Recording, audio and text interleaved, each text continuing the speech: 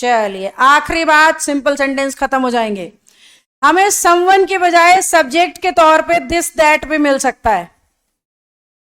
हमें सब्जेक्ट के बजाय समवन, दिस दैट की बजाय दीज दोज भी मिल सकता है, देयर भी मिल सकता है और वन भी मिल सकता है। अब ध्यान से सुनना, क्योंकि ये भी जेंडर नहीं दिखा पाते, तो मान लिया दिस दैट का सब्जेक्ट इट, दीज दोज का देयर का देयर और वन का।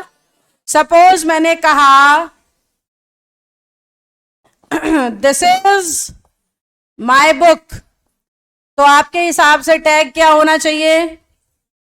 दिस के लिए it, helping verb is, sentence कैसा, टैग कैसा करें?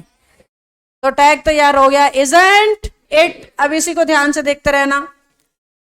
मैंने कहा this boy is innocent, innocent बड़ा शब्द हो गया, ऑनेस्ट से काम चला लेते हैं।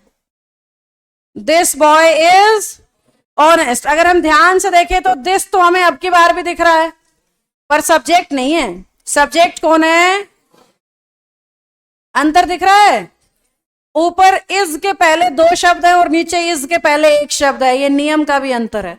जो रट्टू तोते बच्चे होते हैं दोनों में इट लगा के आ जाते हैं कि दिस के लिए इट पढ़ाया था।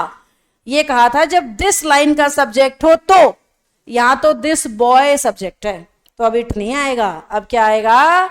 ही। लड़के को इट कहोगे बुरा मान जाएगा भाई। इज सेंटेंस पॉजिटिव तो टैग। अंतर समझ में आ गया? अंतर समझ में आ गया? मुझे ये डाउट था, मैंने इट तो नहीं लिख दिया। Isn't he. डन।